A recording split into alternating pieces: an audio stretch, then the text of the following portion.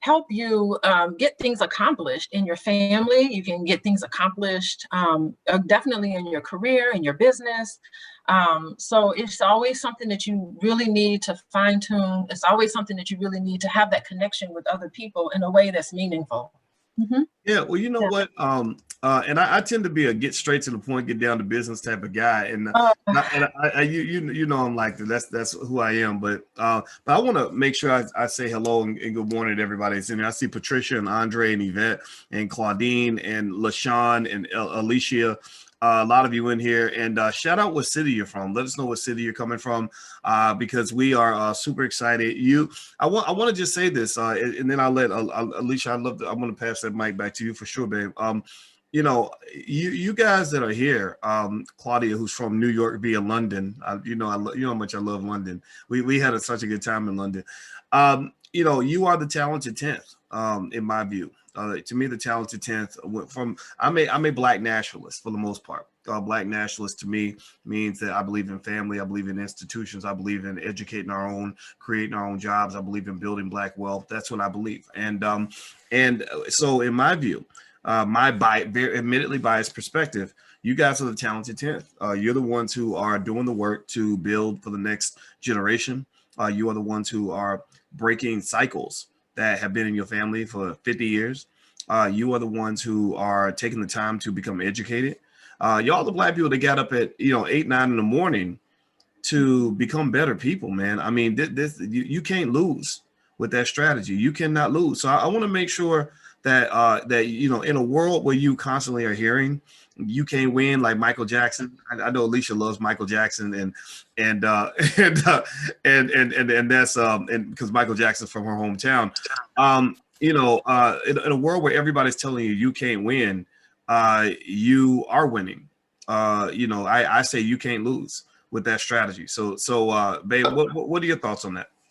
Yeah, I mean, it really takes you to have the ability to look at areas where you think you can win. I think that, you have to try to decide what is it you want to do in your life. I mean, people who get up at 8 o'clock in the morning to say, you know what, Black love is important. I'm tired of all this hate on the internet. And we'll talk about that probably later on today and definitely tomorrow. There's a lot of Black hate. And I think now it's time to balance that out and start talking about Black love instead, and have a blueprint and a layout. I think that this weekend is going to set the tone for the rest of us for the rest of the year, and how you can incorporate. You'll be getting information and you will be getting strategies on how you can incorporate some of these things into your life, because it starts with your own home. And you're right, it doesn't take everybody. It's like the talented 10th. It doesn't take 100% of us to really make an impact and make a difference. You set the tone. You can be someone that people can look up to and want to emulate. So it doesn't take all of us. The people who are here, there's 200 and some odd people right now, and probably others tuning in. We are the one that's going to lead this Black love. So I love it. Yeah. Yeah. I think I like how you were saying, babe, that Black hate is kind of popular. That's sort of being mad at ourselves and disliking each other and criticizing each other. Sometimes that becomes the dominant language. Now, I believe in accountability. I think that there is a room for solid critiques, but it seems to me that sometimes we get to the point where we engage in this overkill of saying, this is why I don't deal with Black men. This is why I don't deal with Black women. This is why I don't deal with Black businesses. It's all connected. It all comes back to self-hate. And the opposite of self-hate, obviously, is self-love. And if you, because at the end of the day, if you hate yourself, then you can't really love other people. You can't. I don't see how you can connect productively with another person if I hate you because you're like me or you're like my mother, right? You see that a lot. You see a lot of men who are mad at their mama and it comes out in their relationships, or you have women who hate their father and it comes out in the way they interact with men. And so I would encourage you to hear from the experts this weekend, because the experts will allow you to get scientifically proven techniques to manage your relationships in your life. Everything from picking the right person to be with. A lot of us go wrong in relationships just because we picked the wrong person to begin with. It's like you're playing the perfect game of basketball with somebody who does not know how to be a basketball player. That ain't gonna work. right? It ain't gonna work if your teammate is not a good teammate, right? And then also we talk about not just romantic relationships, but also other relationships. You know, your friendships. Who do you let in your life? Who do you decide to go into business with? Business is a lot like a marriage, and this stuff is important because I'll tell you this, babe. I'm gonna call you Dr. Alicia. I know that sounds awkward and corny, but I want to respect your credentials. You know, but yesterday I had a sister on, Kim Lewis. That was her name. She's the CEO and founder of Curl Mix. And Kim Lewis is interesting because Kim Lewis, Lamar Tyler forwarded me her information. Kim and her husband, who live in Chicago, basically they had a hair care business and they were making about 36 grand a year. And she was going to give up and go back to corporate.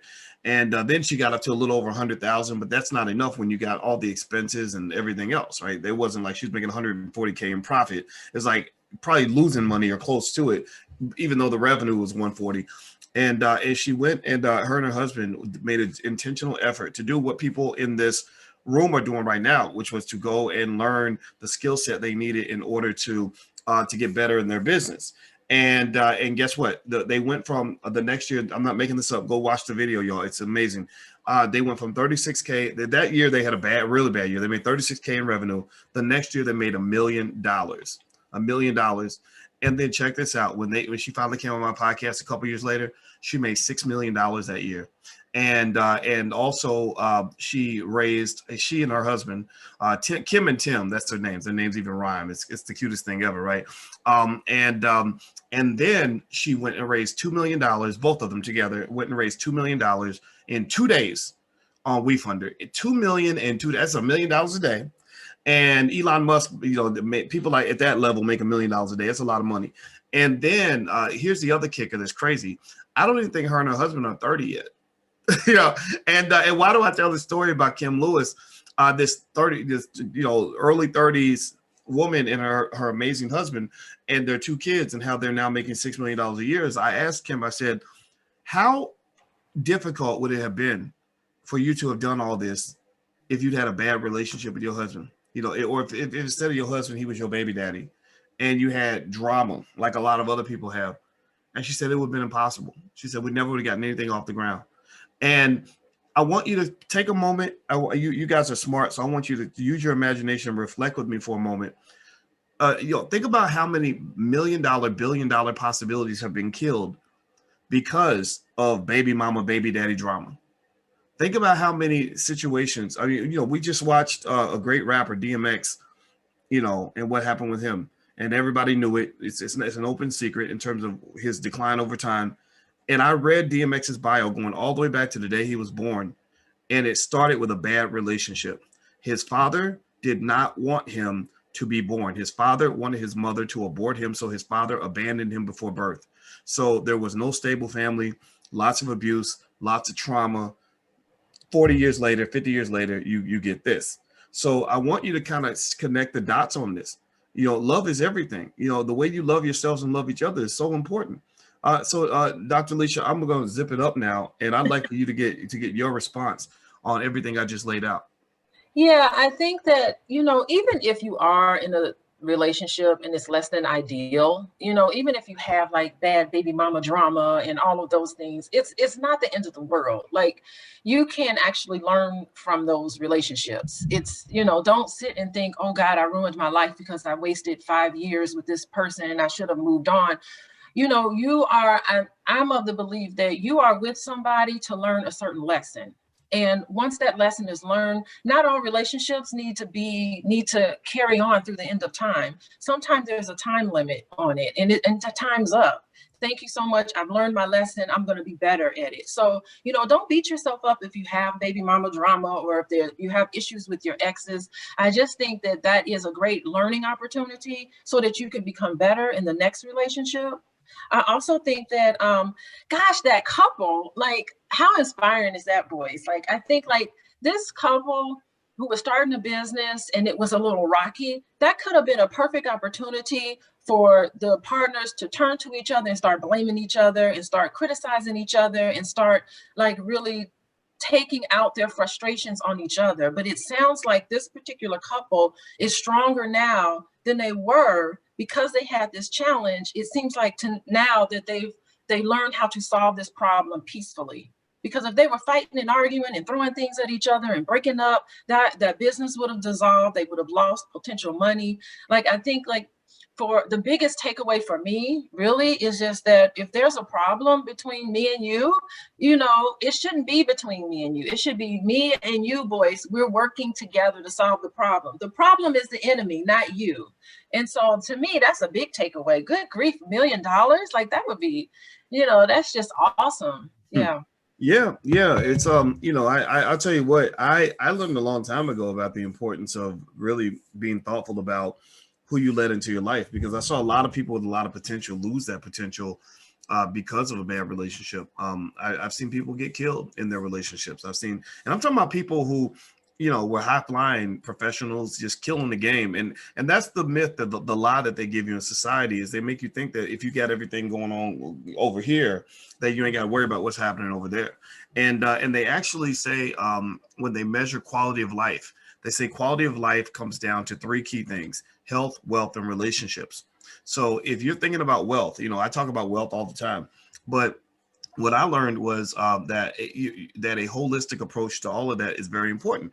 You can't think about your wealth without thinking about your health, because if you're eating crazy food and stressing yourself out and not taking care of your body, well, it doesn't matter how much money you have, you're going to die, right? Or you're going to lose all your wealth trying to get your health back.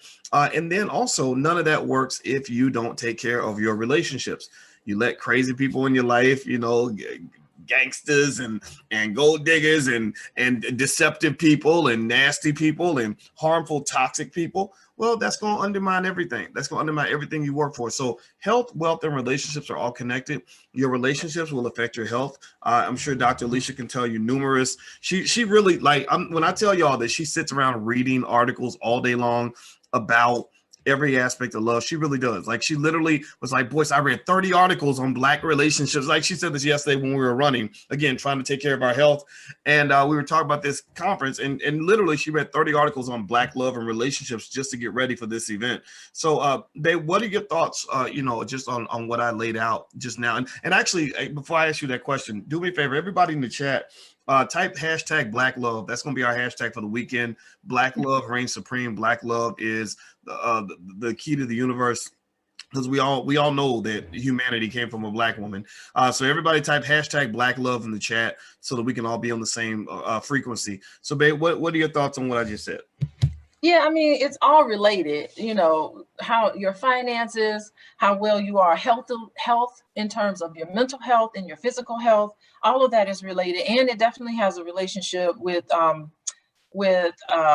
your how you interact with other people. And I think, like, particularly for men, because men feel like they need to be a provider, and they don't feel like they're worthy of a relationship if they can't provide. And so sometimes they can isolate themselves and not even approach a woman, or not even feel like they're worthy of being married if they don't have their finances together. So, and if you're in a relationship and things are going well and you hit a rough spot, and your finances isn't looking the way it's supposed to look, it's very important to come together and talk about those feelings related to that, and to say, you know what, honey, even though we're hitting a rough spot, you still the man, and we're in this together, and so things aren't always going to be great all the time. Sometimes you have a health crisis. This is a time where, instead of tearing people apart, it should be a time where you can work together and say, you know what, baby, I'm taking care of you. You're having surgery today, and so I'm going to be there for you to take care of you. And so it shouldn't be seen as like you're weak because you may be having a health issue. It shouldn't be that you're weak. It should be that your partner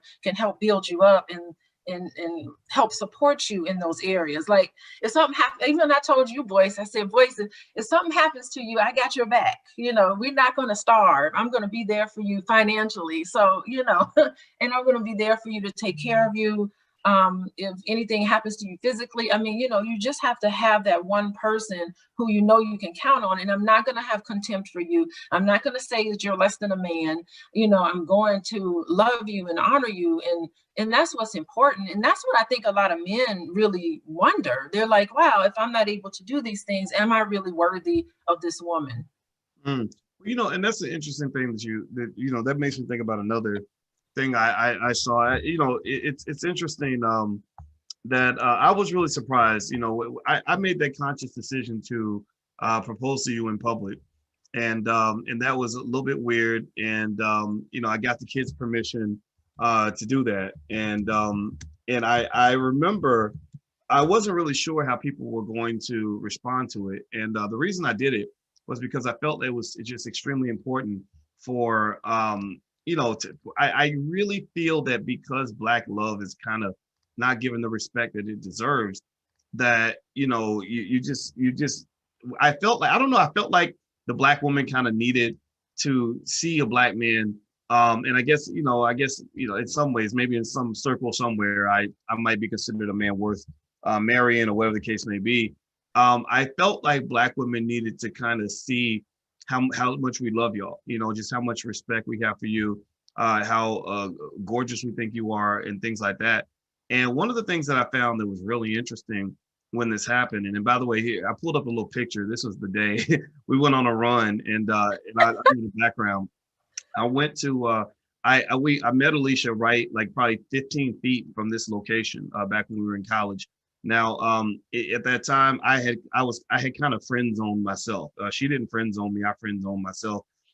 But we were friends for many years. As I said, you know, I watched her, you know, have relationships and get married and everything else, and we just lived our lives, you know. And we circled back together years later, and I still thought she was the most beautiful woman in the world. And so we went on a run, and I took her to, and I was so nervous, and I had the ring in my pocket that morning. I didn't tell her, and it was really hard to not tell her, because it's like one of the biggest moments of your life and ever, and you can't tell the person that you're sleeping with. They're wondering, you know, she's wondering why I'm acting so weird and everything, and so and then I didn't plan it perfectly actually, because I forgot. I was like, oh, who's gonna like actually hold the camera? So we found some brother just somewhere nearby, and I said, hey man, can you hold the camera real quick? And he held the camera. And remember, he didn't really, once he saw me get on one knee, he got real nervous. He started shaking and sweating, like, oh, I bet I messed this up. But yeah, and so but he did a good job. And then two freshman girls came in, and they stopped, they paused like, oh my God, right? And so anyway, here's the funny thing, right? So after that all went down, which I didn't know if it came off good, or if I just ended up looking stupid, like I don't know, some weird clout chaser or something. I don't know. But I saw just a mixed reaction, right? Most of the overwhelming reaction, particularly from women, was very, very favorable, very, very positive. A lot of brothers, real men, were just like, congratulations, brother, this is amazing. You know, but then I saw like a little pockets. I saw a couple of men that were like, you know, like, why are you simping? Or, you know, like that, like they're simping. And I still get that to this day. This morning, a guy comes in and said, Dr. Boyce, you know, I like you, but you always simping. And I just told him, I said, look, I said, when you become a real man, you'll learn, like, you know, which women are worth simping over and which women are not. And hopefully you'll find a woman that you will simp over too. But I really thought it was really fascinating to hear men, you know, certain men, not all men, a small percentage of men, really feel that expressing vulnerability and true love to a Black woman is somehow weak or sad or pathetic. And I kind of see it definitely in the opposite direction, in the sense that, and maybe I'd love to get your thoughts on this, babe, but a lot of times when you play that hardcore role, like I'm the gangster, I'm the tough guy, really what you're doing is you're protecting like a soft, gushy middle, where you don't want anybody in there because you can't handle it. You know, maybe you went through something with your mama, or you went through something with an ex-girlfriend, you know, maybe your baby's mama done took away the kids or whatever, and you've been hurt by that. So you play this role almost like and hip hop unfortunately facilitates that, the gangster pimp role, like I'm gonna pimp these women and all this other stuff. And I think that leads down the path to nowhere. What are your thoughts on just all that and the whole experience? I'm not even gonna ask you a question. I'm sure you got a lot of thoughts. Go ahead, babe. Yeah, I mean, you talked about quite a bit, and I think the misogynistic sort of stance is really dangerous to women. I have talked to women who who are married or in a relationship with men who think that way, and they are miserable. They are miserable. The whole household is miserable, and those relationships don't tend to last very long. So I feel really sorry for people who, on some level, feel like if they call you simping, I think they themselves feel inadequate, and they themselves don't feel like they can. That they have what it takes to find that kind of love themselves. I also think that I'll tell you a story. One time, the glorification of hip hop, when I was a senior in college in Indiana, my friend and I, we flew to Las Vegas, and I was like, oh wow, Tupac was alive back then, and it was and so I went to a what was called a Tupac party, and you know how I am, boys, like, come on, what was I doing? But I got sucked into that, that misogynistic sort of view. I said, well, let's just go to this party.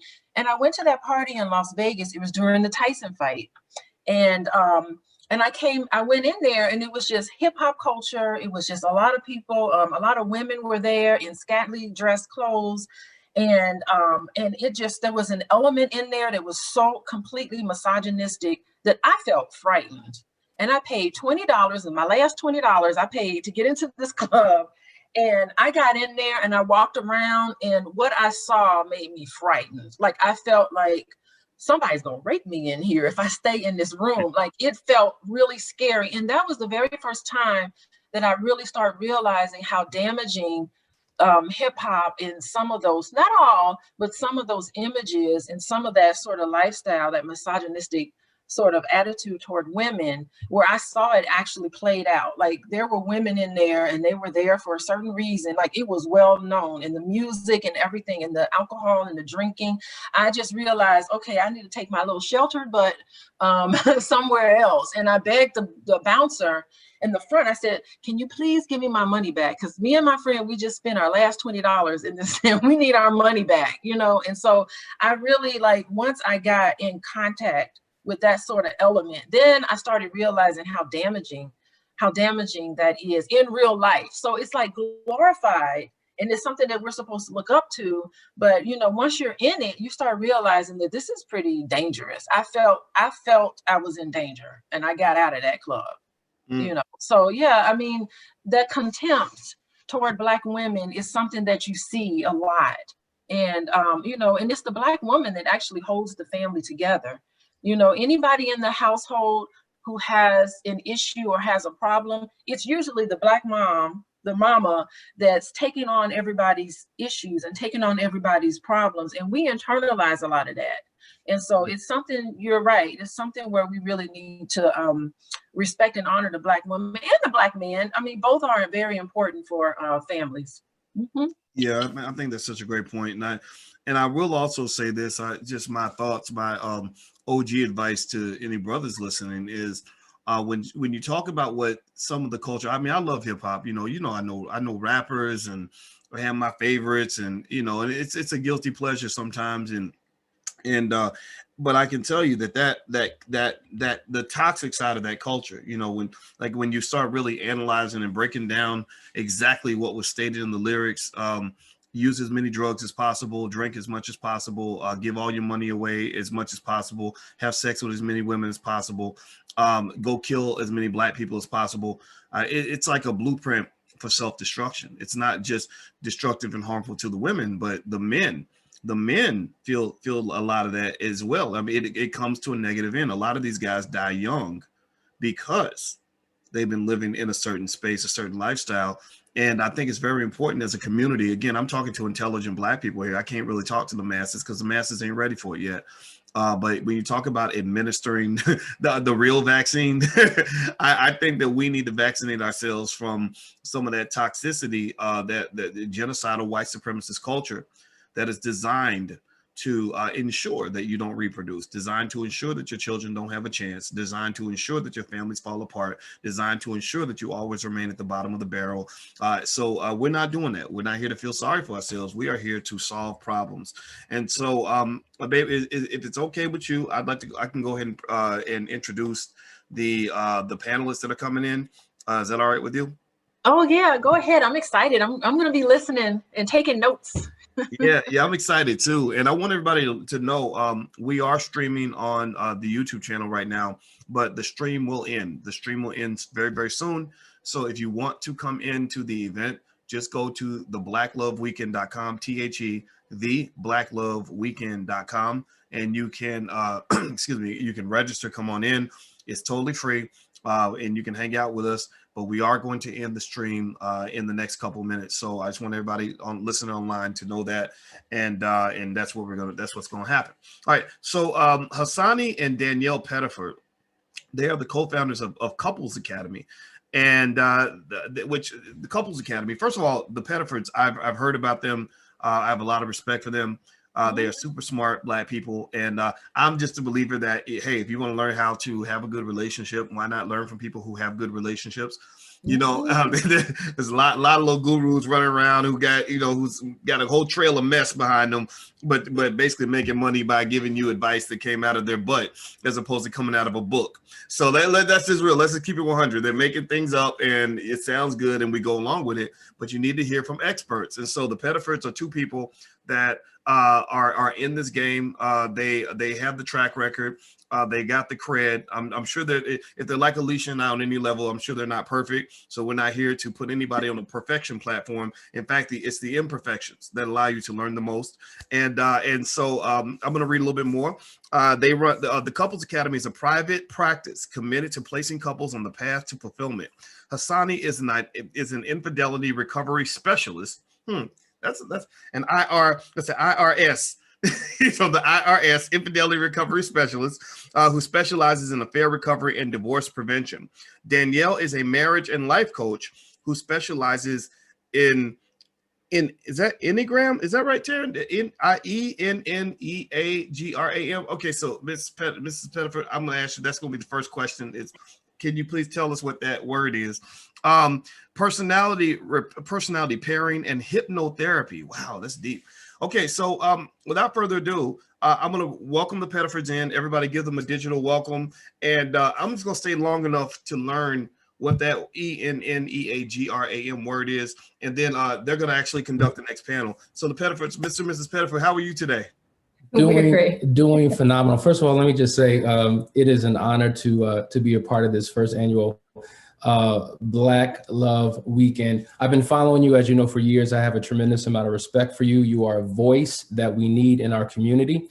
I wish there were 10 more thousand of you to go around, but we're glad that we have you. My wife and I have been married for going on 19 years in October. And as mentioned, Couples Academy is our private practice. I am an infidelity recovery specialist. I'm sure people know what that is, but Danielle, feel free to explain what an Enneagram specialist is. Yeah, well, Enneagram is something that you're going to probably hear a lot more about, but it is a personality typing system. It's very, very old. It's based on 9 personality types, and we use it in our practice to really just help couples understand not just what they're doing, because a lot of times we're offended by what we do to each other, but more so why we do what we do. And when we understand that, it really just helps us to have some empathy about our spouse, because they were created a certain kind of way. And I need to understand who I'm married to and why they do what they do. Wow. Well, I love it. I cannot wait. And so I'm going to do my job, which is to shut up and exit the building and allow you all to take over. And we'll be in the background. If you need anything, you just yell and we'll just drop in like an angel from heaven and kind of help you out, get whatever it is. So the floor belongs to the Pettifords. Thank you all for joining us. And babe, I guess we exit out and we'll be back a little bit later, right? Okay. All right. See you soon.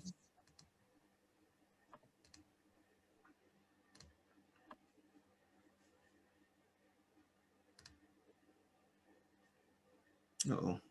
Give us one. All right, there we go. First of all, I just want to welcome every individual, every couple who is logging in from around the world. This is the perfect weekend that you could be a part of to really gain some critical insight on what it takes to have a successful, healthy relationship. And so this morning, we're going to start off with a phenomenal panel, and that is how to know if a person is the right partner for you. And it's always an honor to be able to have a panelist that you tremendously respect, has a lot of information to share. And we're just going to jump right in. We want to do some brief introductions to let you know who we have on the panel, and then we're going to open it up into a phenomenal conversation. So first we have Dr. George James, who is a licensed marriage and family therapist. I'm going to read his bio here.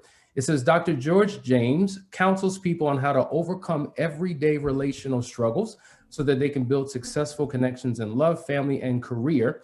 With a practical approach to relationships and life, Dr. James helps bring success within reach of those that he influences. He works extensively with professional athletes, entertainers, adult men and women, executives, couples, and young adult men on various issues, including adulting. Would love to talk more about that. Career, anxiety, work-life balance, love life, leadership, parenting, depression, and communication. Dr. James is the Chief Innovation Officer, the Senior Staff Therapist at AAMFT approved supervisor at Council for Relations. In addition, he is the Assistant Professor for the Couples and Family Therapy Program at Thomas Jefferson University. Good morning, Dr. James. How are you, sir? Good morning. Good morning to you both. Glad to be here. Honored to be here. Excited. So thank you for that wonderful intro. Thank you for the work that the both of you do. Thank you to Dr. Boyce and Dr. Alicia for just having this weekend. So I'm excited. Awesome. Next, we have Dr. Adrian Carter, author, keynote speaker, leadership and conflict resolution expert. And I'll read a little bit of his bio. Dr. Adrian is the founder of the Empowerment Conference, a male empowerment initiative focused on conflict resolution, leadership, development, and redefining the identity of men in the 21st century. Dr. Adrian teaches interpersonal and organizational leadership in a way that resolves conflict by bridging the gap between persons and organizations using a multifaceted leadership development tool known as the Ellison model.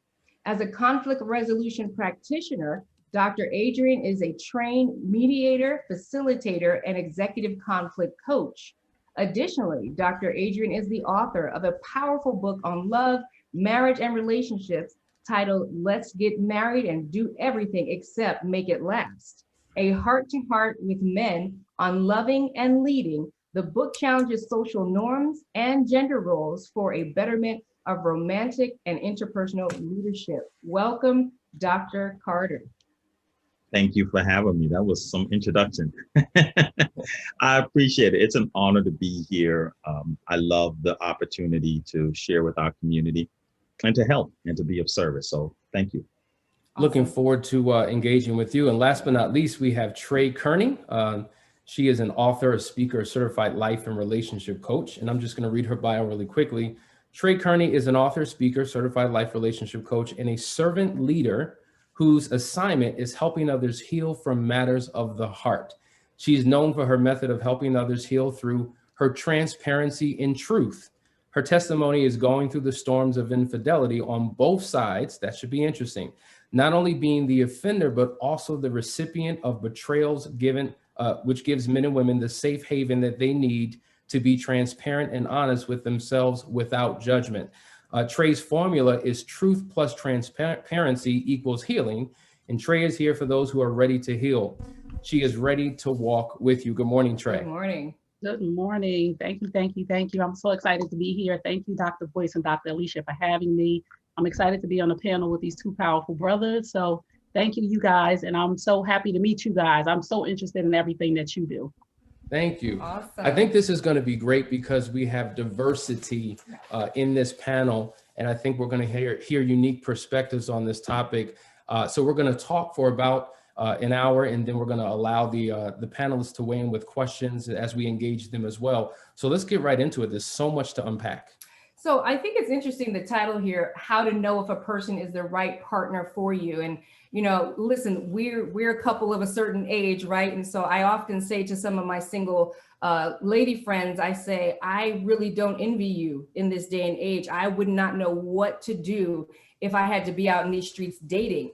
It's unfortunate that there's not a class, a course, or some kind of training somewhere that helps people date today, because it's so different. We find that people